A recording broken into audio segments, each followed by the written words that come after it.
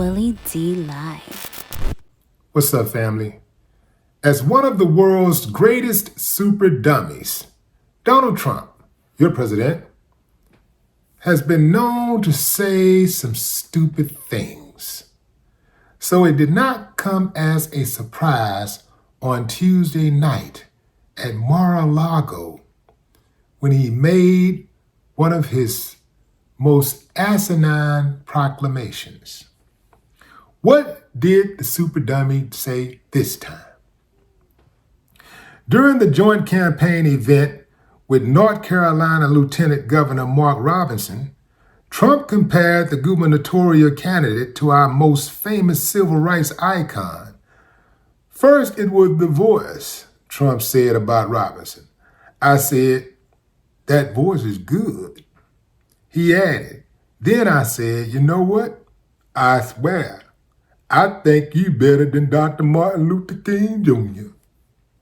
Apparently, Marky did not love the comparison because Trump later shared that he didn't think he was too happy about that because Martin Luther King Jr. was great. He said that he didn't like the comparison, but he accepted it. Now, you're probably thinking to yourself, man, this lieutenant governor out there in North Carolina is a humble man. Not so fast. His previous comments about the civil rights movement and Martin Luther King Jr. may shed some new light on what's inside of this dude's dark heart. During a podcast interview in 2018, Robinson said the civil rights movement was a communist plot to subvert capitalism. He also said that many freedoms were lost during the civil rights movement that shouldn't have been lost. So he's not exactly a fan of Dr. King's work. Now I know some of you coloreds out there thinking to yourself, he has a right to not be a fan of Martin Luther King Jr. I'm not a fan of Martin Luther King Jr. either. Not so fast.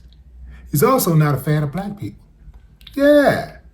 In a Facebook post that appeared to belong to the lieutenant governor, he said this.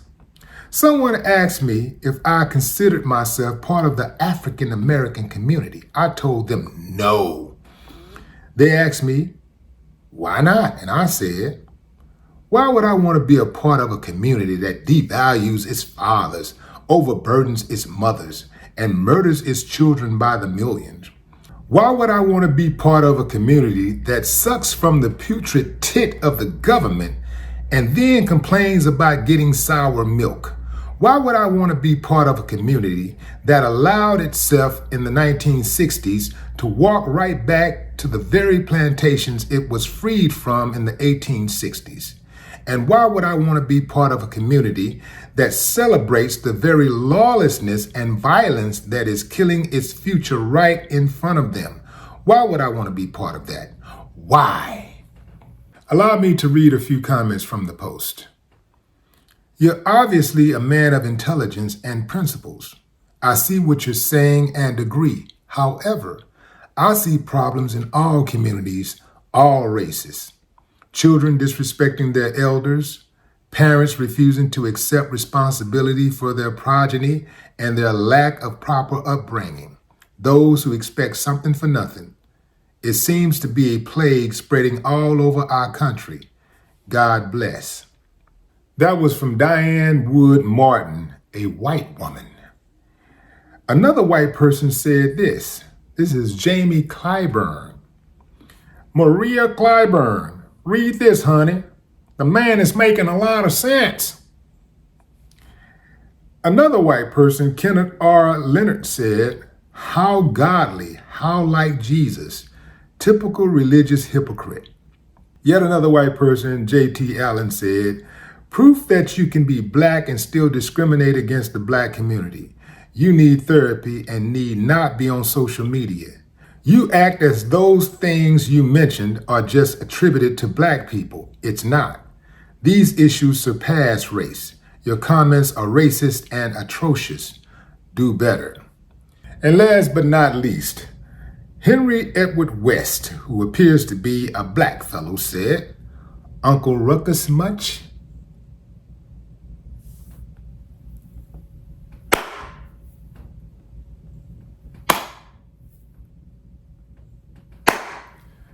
For the most part, the commenters got it.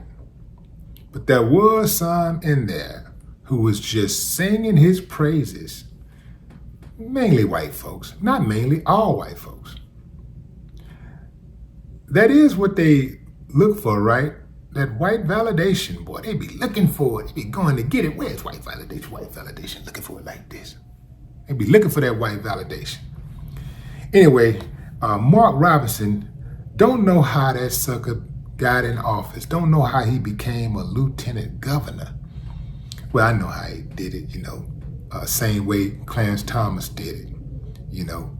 They vote for people, they put people in that seat who's gonna help maintain that white supremacy by any means necessary. And throwing their people under the bus is the least that they can do for the bag that they receive. Mark Robinson, for your despicable acts and your traitor ways, your mama should be embarrassed and your daddy should have pulled out. No more talk.